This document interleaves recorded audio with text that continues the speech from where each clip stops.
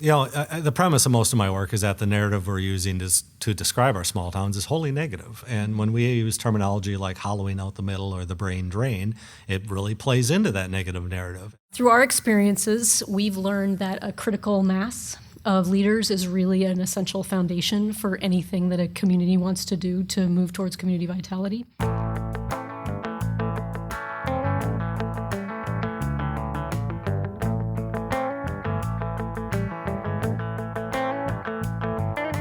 Hello, and welcome to Out West, the official podcast of the Western Governors Association, a bipartisan organization representing the governors of the 22 westernmost states and territories.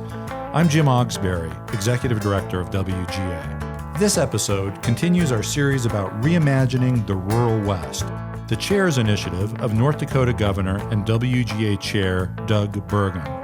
Each episode of this series will focus on different aspects of the initiative, examining challenges and opportunities in rural economic development, infrastructure, and quality of life in the rural West. Today, WGA Policy Advisor Laura Cutlip is talking with sociologist Ben Winchester and rural development expert Jennifer Groth as they discuss strategies for reimagining rural communities and challenge the predominant narrative of life in the rural West. In the first episode of Out West, Governor Doug Burgum shared the goals of his initiative. In the opening months of the initiative, we've learned that each rural community has their own history, challenges, and vision for the future. We've also learned that what we think we know about rural communities might not be accurate. For example, you may have heard that rural towns are dying, that everyone is packing up and moving to urban areas, leaving behind a husk of bygone prosperity. Ben Winchester, a rural sociologist from the University of Minnesota Center for Community Vitality, says that narrative is largely false. The premise of most of my work is that the narrative we're using to describe our small towns is wholly negative. And when we use terminology like hollowing out the middle or the brain drain, it really plays into that negative narrative. And I don't want to dissuade the folks from taking seriously the research that folks do in Hollowing Out the Middle book. But again, you look at the headline, Hollowing Out the Middle, you think, and that book is about losing your high school graduates. And you would think by that book title that, when your high school kids leave, there's nobody left. When in essence, it doesn't really paint the broader picture of migration in and out of our small towns. So what we have very consistently found is there's been a pattern of people in their 30s, 40s, and 50s moving to our rural communities. This has been happening for decades, literally, but apparently it's new when we start to talk about it these days. And what we find is that, yes, while there are communities that lose their young people, almost 98% of rural counties in this country gain people in their 30s, 40s, and 50s. So it is, rural communities are destinations. You may not make up for the loss of the young people. So, for example, if you lose 100 kids out of high school, but you only bring in 80 people, your population's going to go down by 20. And that seems to be the headline, is the minus 20, or the kids just left. Well, you just had 80 new people move in. Do you know who they are? Do you know where they work? Do you know what kind of jobs they have? Do you know how they engage themselves civically? Do you know where they're from? Do you even know their names? So in many ways, for me, it's just providing an opportunity to lift up the voices of new people in our small towns, because in many ways, these new people in our small towns have the best narrative of their community. So why do they want to live in the middle of nowhere? Winchester says that's not the right way to think of it.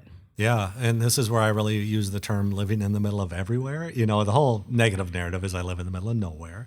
But on this side, when we start to explore, when you hand people a map of your area, and I say a map of maybe centered on your home and going out maybe 3 hours from your house.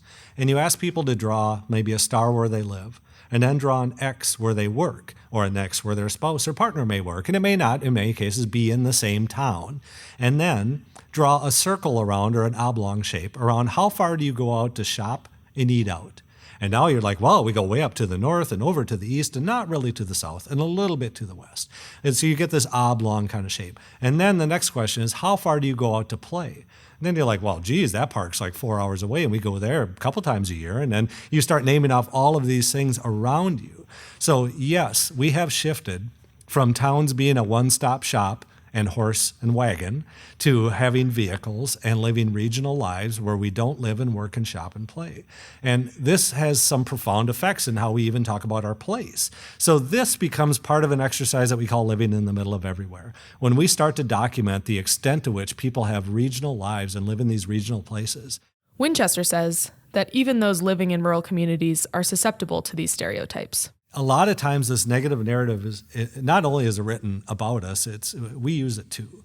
We use this narrative because, we grow up in households that remember when we used to have a full main street, and our dad reminds us of that every week about this town isn't very much fun anymore. It doesn't look like it used to. Yes, it's changed, but every place has changed. No place looks the same. Even the towns in the 40s and 50s, that appear to be this great period of time, really is such a dramatic difference from what they had before then too. So, and it was their parents at the time were like, "This doesn't look the same. This place really is dying, right?" Everything dies when everything dies around you that you enjoy doing. But the fact of life is, life changes. History changes, society changes. We are in a continual aspect of seasonal and episodic change that dominate and have impacts in all of our small towns. He adds that the changes we're seeing in rural communities have not only been stabilizing in recent decades, they've been positive. So while our communities, yes, may have gone through significant negative changes over the past 100 years, they've really been stabilized for the past 30 years. And when we start to look around, we see all these people that don't look the same. They look different. They may have different skin color even, besides just looking different. And so the composition and complexion of our small towns has changed so significantly, but yet we still have very loud voices that remind us of when our towns used to be blank, and you can fill in the blank. Like, you used to have a big manufacturer, when we used to have agriculture drive the economy, or we used to have blank, when that's been gone for 60, 80 years. I mean, even the changes we've seen since I was born in 1970, have almost all been positive. My whole lifetime has been filled with positive trends in rural communities, yet the narrative is still dominated by things that happened before I was born, and I'm almost 50. So this is, for me, part and parcel of the endurance that a negative narrative has on the population, not just being written about us, but we use it every day too. You get asked, where do you live? I live in the middle of nowhere, because you don't want to name off your town because they're not going to know where that town is. And then you start naming off other towns that are kind of close. But really, I really want to just provide information and knowledge for people that want to be able to talk about their towns in positive ways, because while on one hand we do have struggles, we do have challenges, it cannot be just the struggles and challenges that define how we talk about our place. As Winchester notes, it's imperative to discard unhelpful narratives about rural communities to view what they offer from a new perspective. Jennifer Groth, Policy and Partnerships Manager at Rural Development Initiatives, or RDI, shares how that can be done. So for the last 27 years or so, RDI, Rural Development Initiatives, as we're known, has worked in pretty much every rural community in Oregon. And we've spent the last few years reaching into Washington State as well, and a little bit into Idaho. So that's our reach. As we like to say, when you've seen one rural community, you've seen one rural community. So we want to emphasize that success looks different in different places, as I'm sure you can imagine. Mm-hmm. We're really all about what we call place-based self-determination. We like to support communities when they decide what their vision and goals are and help them get there. Groth explains that having a vision is just part of the process. Leadership is an essential next step. Through our experiences, we've learned that a critical mass of leaders is really an essential foundation for anything that a community wants to do to move towards community vitality. Mm-hmm. And so we have, in our experience, blanketed our leadership programs broadly over the geographic region, but in the last few years, what we're noticing is once we've set that foundation, really sustaining what the community wants to do requires a little more depth. Mm-hmm. And so we have been layering programs on top of each other to try to build and continue that those leadership skills, so that folks can reach the goals that they've set out for themselves. Mm-hmm. I can provide two different examples of what I would describe as success stories. One is in Ontario, Oregon, which is on the far eastern side of the state, right on the border with Idaho. Mm-hmm. We did some leadership training there. Our flagship program, which is called Rural Community Leadership, there was a woman in the class who wanted to know if she could bring her son and include him in the training, and we arranged for that to happen. Gustavo Morales was his name, and after he finished all of the sessions, he was really motivated and excited, which is, our goal, to do something for his community, and subsequently went out essentially door to door for 6 to 9 months to the Latinx community in Ontario to try to figure out what people's needs were, challenges, barriers, what they thought was, how they felt successful in terms of participating in the community. And he created a nonprofit called Uvalcree that has been wildly successful in meeting the needs of that community and making sure that they're a part of the success of Ontario. According to Groth, these strong leaders also need to be good listeners, especially when it comes to ensuring that all community voices are heard. In terms of individual communities, RDI's experience is that tribal and Latinx populations are disproportionately low income and not as well represented in the economy, and they feel disconnected from their community. So what we try to do is, as we deliver the programs, as we develop these steering committees that I mentioned, we really try to make sure that our outreach efforts are really inclusive and are specifically focused on communities that we don't think are as involved as they should be. And I think that we are really careful about making sure that this isn't just a token effort, and that it's not just about having a seat at the table, which sounds sufficient, but it's not. I mean, we have to make sure that these folks feel like they're thought partners, and that they're part of the community where they live, and that their opinions are respected and their interests are represented. To illustrate that point, she discusses a few examples where RDI has had success. Also, I will mention, though, that RDI has programs that are specifically targeted to Spanish-speaking populations in these communities. We have a leadership program that we offer in Spanish, and Pasos al Éxito, which is a financial literacy and starting a business program. And we do... Over the years, we have done a lot of work on reservations and in tribal communities. That's been great, I would say, great learning for us, and we look forward to integrating that into our programs better and moving forward, so that we can make sure that those communities feel like they're part of what we're trying to do here. Developing rural leaders and providing training opportunities to an entire rural population isn't easy or cheap. Nevertheless, Groth explains it's an important investment. So it is something of an uphill battle. I think leadership is, shall we say, fuzzy enough that it's hard to get people to fund it. It's much easier to get people to fund entrepreneurship and economic development, I will tell you. But what we've found is if you go into a community where we haven't done that basic foundational training, it's just much harder to get the momentum going. It feels like more of an uphill battle. I think sometimes, and this is understandable, but sometimes people in rural places think that leadership is just going to emerge organically, that the new crop of leaders will sort of identify themselves and come to the fore, and it'll be the next generation. But it really takes some work to identify who those people might be, to do things like mentoring, and get them involved in the community. It's not something that just happens with you as a sort of innocent bystander, if that makes sense. RDI's leadership investments in Oregon have had a snowball effect, magnifying the voices of all rural citizens in the region.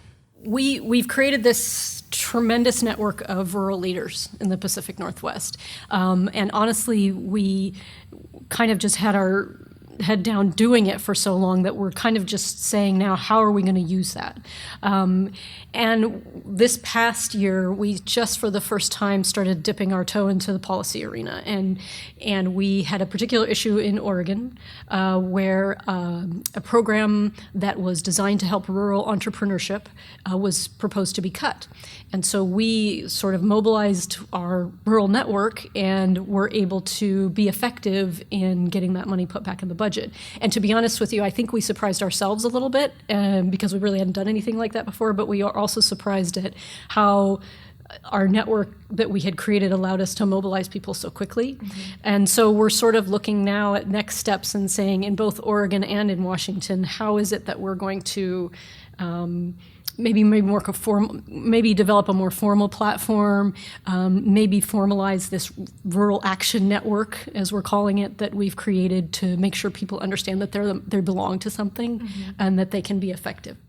Groth says the challenge almost always comes back to location, location, location. I think as we get more involved in policy work, we're beginning to understand that one of the big challenges in getting rural represented at a state level is their physical distance from the state capital. RDI can provide testimony or can advocate on behalf of rural interests, but it's no substitute for having people from the communities there. The challenge posed by physical location, however, can be overcome by strong leadership from citizens. Groth describes how RDI has supported rural leaders who choose to stick their necks out for their communities, making them feel more comfortable in their roles.